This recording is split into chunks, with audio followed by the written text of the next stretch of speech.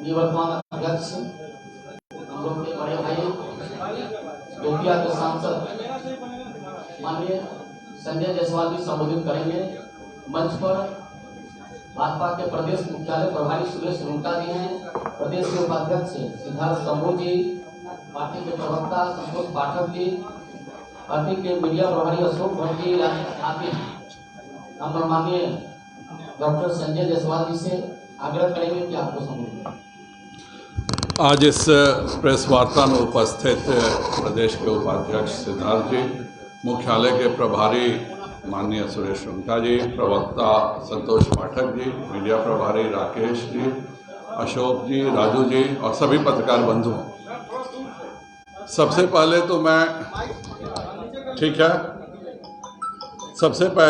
तो मैं अपने केंद्रीय नेतृत्व का धन्यवाद देता हूं कि उन्होंने मुझको भारतीय जनता पार्टी के प्रदेश अध्यक्ष के तौर पर 3.5 वर्षों तक काम करने का मौका दिया और विगत 3.5 वर्षों में सदैव मुझे केंद्रीय नेतृत्व का साथ और बिहार के प्रत्येक बूथ तक के सभी कार्यकर्ताओं का मुझे साथ मिला है। बहुत सारे मामलों में मेरा एनडीए के उस पूर्व मंत्रिमंडल के जो साथी थे जदयू के, उनसे मेरा इत्तेफाक नहीं होता था। बिहार के विकास को लेकर मैं कभी भी कॉम्प्रोमाइज़ नहीं करता था, पर उस समय भी मेरे केंद्रीय नेतृत्व ने और सभी भाजपा के कार्यकर्ताओं ने मेरा साथ दिया। उसके लिए मैं बिहार के प्रत्येक कार्यकर्ता को बहुत बहुत धन्यवाद और आभार व्यक्त करता हूं। केंद्रीय नेतृत्व को भी आभार व्यक्त करता हूं कि आगामी 3 वर्ष तक जो जिला के अध्यक्ष रहेंगे उन सब में भी मुझसे राय ली गई, उसके लिए उनका भी आभार है।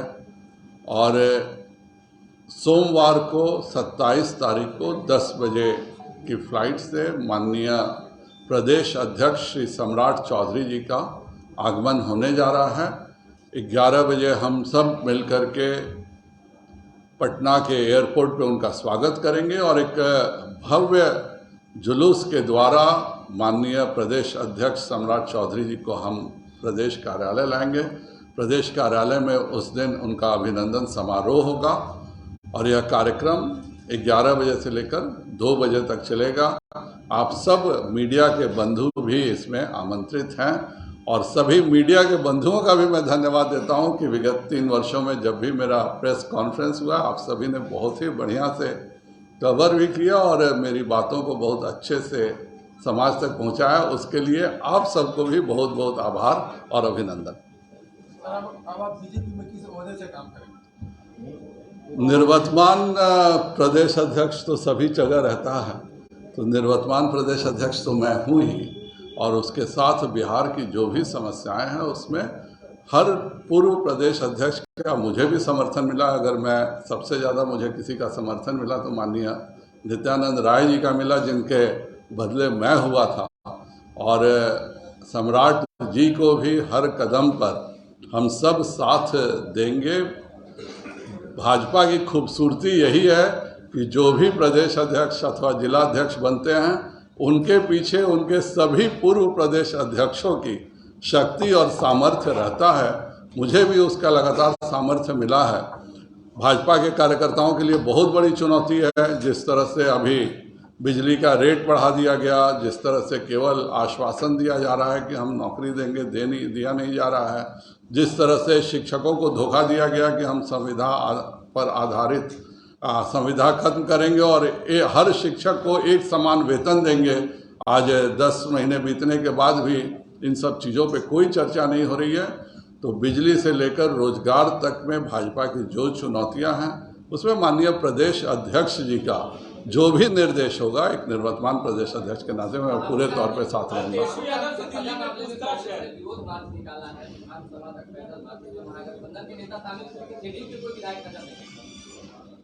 कोर्ट अगर किसी को भी सजा देती है तो आपके पास अपील की व्यवस्था है। कोर्ट की सजा में, कोर्ट के निर्णयों में इस तरह से करना, कोर्ट को कहीं भी खबर करना, आपकी भी 10 साल की सरकार थी। आपने उस समय माननीय गुजरात के मुख्यमंत्री पे बहुत सारे इल्ज़ाम लगाए थे। आप ही ने, आपके समय में उसकी जांच हुई और सभी इल्ज़ामों से आप ही के समय में वो बरी हुए। जिस आज सीबीआई की बुराई की जाती है, यूपीए गवर्नमेंट में तो सीबीआई उनके पास थी, तो भी सीबीआई ने कहा था गुजरात के मुख्यमंत्री जी के बारे में, जो अभी प्रधानमंत्री हैं, कि नहीं, इनकी कोई भूमिका नहीं है। सीबीआई ने शिकायत किया था, कोर्ट ने उसमें उनको बरी कर दिया। तो राहुल जी पर जो भी फैसला हुआ है वह कोर्ट का फैसला है। कोर्ट से आप संतुष्ट नहीं है तो अपर कोर्ट में जाइएगा। कोर्ट के खिलाफ मार्च निकालना यह भारतीय जनतंत्र के परंपराओं के खिलाफ है। लेकिन यह दुख की बात है कि राहुल गांधी एक ऐसा नेता है जो जाके कैम्ब्रिज यूनिवर्सिटी में जाके कहते हैं, इंग्लैंड में जाकर के, कि भारत का मीडिया बिका हुआ है, भारत का कोर्ट बिका हुआ है, भारत के सभी इंस्टीट्यूशंस बिक चुके हैं। इस तरह का व्यक्ति जो आप सबको भी कटघरे में रखे, कम से कम उसके खिलाफ आप सबों को भी बोलना चाहिए। नहीं, कोई उम्मीद नहीं है, ये तो कोर्ट का काम है, कोर्ट अपना समझेगा। सीबीआई अपने जांच कर रही है। तेजस्वी जी भारत के और दुनिया के चंद सौभाग्यशालियों में से हैं जिनको 4 लाख रुपया में फ्रेंड्स कॉलोनी में 4 मंजिला मकान मिलता है। तो इस तरह के जो अतिरिक्त सौभाग्यशाली लोग हैं, उनसे इस गूढ़ ज्ञान का पता तो हर नागरिक को लगना ही चाहिए, जिससे कि सभी नागरिक लाभान्वित हो सकें और आप सभी 4 लाख रुपए जमा करके दिल्ली के फ्रेंड्स कॉलोनी में 4 मंजिला मकान खरीद सकें।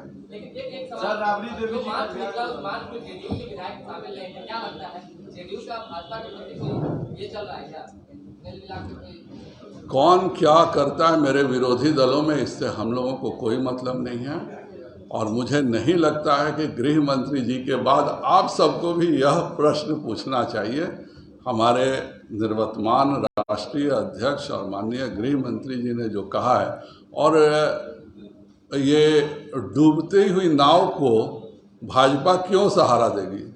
जदयू अपने कर्मों और कुकर्मों और अपने फैसलों और मुख्यमंत्री जी के फैसलों के कारण जनता दल यूनाइटेड की नाव डूब चुकी है। डूबे हुए नाव को किसी भी प्रकार का समर्थन देने से स्वयं डूब जाने का खतरा रहता है। ऐसा कुछ नहीं है। 14 में वो हम लोग के साथ नहीं थे और हम 32 सीटें जीते थे। इस बार और ज़्यादा सीटें जीतेंगे। 5% भी आज वोट उनके साथ नहीं है। और जिस तरह की वह कभी वह देश के गृह मंत्री बन जाते हैं, कभी वह क्या बन जाते हैं, खुद उनको नहीं समझ में आता है कि वह क्या बोल रहे हैं। उनके साथ कौन जुड़ना चाहेगा? बहुत ही गलत हुआ है। आपको, आप कहते हैं नियामक बोर्ड से है, आप उसका कारण तो दीजिए ना, उसको सामने रखिए।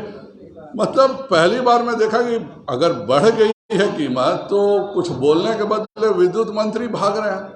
आप सबके सामने कल मैंने देखा कि पत्रकार सारे लेके पड़े हुए हैं कि 24% रेट बढ़ गया है। क्यों? आप 1 साल में रेट बढ़ाना है तो भाई बैंक का इंटरेस्ट 8% होता है, आप 10% बढ़ाइए। एक बार में 24% रेट बढ़ाना और उस पर भी विद्युत मंत्री का पत्रकारों के सामने बिना जवाब दिए चला जाना बताता है कि यह सरकार जो है, यह गरीबों को पैसे को चूस करके अपने तथाकथित राजद के बड़े नेताओं को लाभ देने के लिए पूरा काम कर रही है। 42 लोगों की जो मौत के आंकड़े बताए गए थे वो मानवाधिकार के रूप में 77 लोगों को बताया गया। वोट आगे जैसे क्या कैसे? हम लोग तो पहले से ही कह रहे थे कि जहरीली शराब से बहुत मृत्यु हुई है। माननीय नीतीश जी को हम लोगों ने बार बार समझाया कि इस देश में हर दुर्घटना का मुआवजा होता है। आपने अभी तक किसी पुलिस पर कोई कार्रवाई नहीं की है। आप कहते हैं हम करप्शन से कॉम्प्रोमाइज़ नहीं करते हैं, और आप ही के वर्षों में कम से कम हम मैनेज कर लेना यह बताता है कि नीतीश जी अभी करप्शन से भी समझौता कर चुके हैं, क्राइम से भी समझौता तक कर चुके हैं। आज तक न संजय कुमार जी का आज भी कोई पता नहीं चल रहा है कितना बार हो चुका। तो ये सब चीज़ें बता रही हैं कि नीतीश कुमार जी अब बिहार में क्राइम और करप्शन दोनों के प्रतीक बन चुके हैं।